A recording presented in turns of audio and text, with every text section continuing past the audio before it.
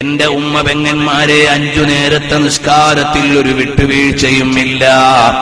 അത് കല്യാണത്തിലാണെങ്കിലും ഇല്ല, അത് മകളുടെ കല്യാണത്തിനാണെങ്കിലും ഇല്ല, നിന്റെ കല്യാണത്തിനാണെങ്കിലും ഇല്ല. പ്രിയപ്പെട്ട പെങ്ങളെ, നിന്നെ വിവാഹം ചെയ്തയക്കുന്ന ദിവസം നീ ളുഹർ നിസ്കരിച്ചിട്ടുണ്ടോ? നീ അസ്ർ നിസ്കരിച്ചിട്ടുണ്ടോ? മഗ്രിബ് നിസ്കരിച്ചിട്ടുണ്ടോ?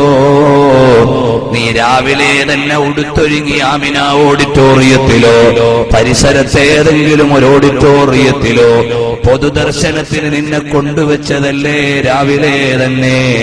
എന്നിട്ട് ദർശനമെല്ലാം കഴിഞ്ഞ് ഉച്ചക്കോ വൈകുന്നേരമോ നീ മണവാളന്റെ കൈപിടിച്ച് പുതിയ ജീവിതത്തിലേക്ക് പോയില്ലേ മോളെ?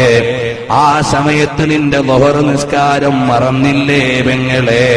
അസ്ർ നിസ്കാരം കളഞ്ഞില്ലേ പെങ്ങളെ? മഗ്രിബ് നിസ്കാരം ഒഴിവാക്കിയില്ലേ മോളെ? നീ പുതിയൊരു ജീവിതത്തിലേക്ക് കടന്നപ്പോ നിസ്കാരം ഖളാ ആക്കിയിട്ട് കടന്നാൽ ആ ജീവിതത്തിന് ബറക്കത്തുണ്ടോ? മുസ്ലിയാരി നിക്കാഹ് കഴിഞ്ഞിട്ട് ബാറക്കല്ലാഹു ലക്കുമാ വബാറക അലൈക്കുമാ ദുആ ഇരുന്നിട്ടുണ്ട്. മണവാളൻ ചിലപ്പോ പള്ളിയിലാണ് നിക്കാഹെങ്കിൽ 2 റക്അത്ത് കമന്ന് വീണിട്ടുണ്ട്. പെണ്ണെ, നിന്റെ ളുഹറന്നില്ല, അസ്റന്നില്ല, മഗ്രിബില്ല. നീയൊരു പുതിയ ജീവിതത്തിന് ഇറങ്ങിയതല്ലേ പെങ്ങളെ? അല്ലാഹുവിന്റെ കാരുണ്യം നിന്റെ ജീവിതത്തിൽ ഉണ്ടാകുമോ മോളെ? ആലോചിക്കാൻ നിനക്ക് കഴിഞ്ഞില്ല അല്ലേ? ഇനി വിവാഹിതരാകാനുള്ള പെങ്ങന്മാരെ, നിങ്ങൾക്കൊരു നിഷ്ഠ വേണം. വിവാഹത്തിന്റെ അന്നാണെങ്കിൽ പോലും നീ നിസ്കരിക്കേണ്ടവളാണെങ്കിൽ ഒരു വഖത്ത് നിസ്കാരമോ ഖളാക്കാൻ ജീവനുള്ളിടത്തോളം കാലം നിനക്ക് പഴുതില്ല. അത് കോളേജിൽ പഠിക്കാൻ പോയതാ മുസ്ലിയാരെ, നിസ്കാരത്തിൽ നിന്ന് എക്സ്ക്യൂസ് ഇല്ല.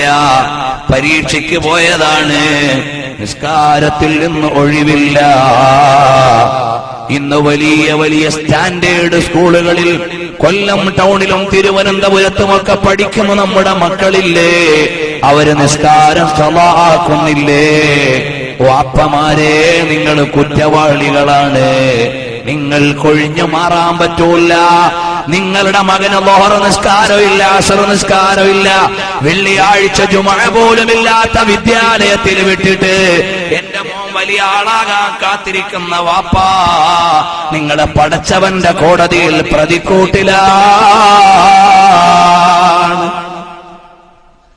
എന്നെ ഇഷ്ടപ്പെട്ടാലും ഇല്ലെങ്കിലും, അഥവാ ഈ പ്രമേയത്തെ നിങ്ങൾ താല്പര്യപ്പെട്ടാലും ഇല്ലെങ്കിലും, വസ്തുത ഇങ്ങനെയാണ്, യാഥാർത്ഥ്യം ഇങ്ങനെയാണ്.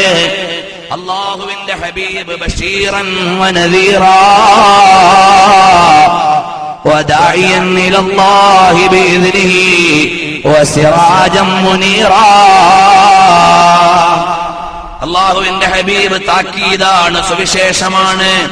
അപകടമുണ്ട്, പെടല്ലേ എന്ന് പറയുന്ന നേതാവ്. സദ്യയുണ്ട്, നഷ്ടപ്പെടല്ലേ എന്ന് ഓർമ്മപ്പെടുത്തുന്ന നേതാവ്. അതാണ് ബഷീറും നദീറും എന്ന് പറഞ്ഞാൽ. ആ നേതാവിന്റെ സ്തുതിപാഠങ്ങൾ പറയുന്ന പ്രകീർത്തന വേദിയിൽ നിന്ന് നിസ്കാരം നിത്യമായും പരിപാലിക്കാത്ത ആരെങ്കിലും എന്റെ ഈ സദസ്സ് ശ്രദ്ധിക്കുന്നുണ്ടെങ്കിൽ, വിശ്വാസികളെ ഹൃദയത്തിന്റെ അടിത്തട്ടിൽ നിന്ന് പറയട്ടെ, അല്ലാഹുവിന്റെ ഹബീബ് അവിടുത്തെ സമ്മതം വേണോ, പ്രിയം വേണോ? നിസ്കാരം ഒഴിവാക്കല്ലേ.